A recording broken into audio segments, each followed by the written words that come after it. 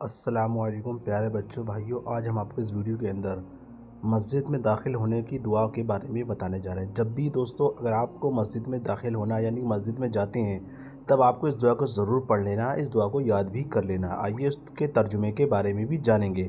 چلیے اس ویڈیو کو شروع کرتے ہیں۔ اگر آپ لوگوں نے چینل اپنا ابھی تک سبسکرائب نہیں کیا ہے، پیارے بچوں بھائیوں اس چینل کو ضرور سبسکرائب کر لینا تاکہ آنے والی تمام معلومات اور ویڈیوز آپ تک سب سے پہلے مل سکیں گی اور آپ علم دین حاصل کر سکیں گے۔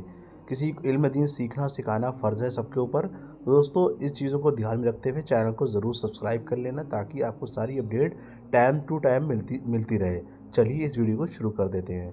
بسم اللہ الرحمن الرحیم۔ مسجد میں داخل ہونے کی دعا۔ اللہم افتح لی ابواب رحمتک۔ اے اللہ میرے لیے اپنے رحم کے دروازے کھول دے۔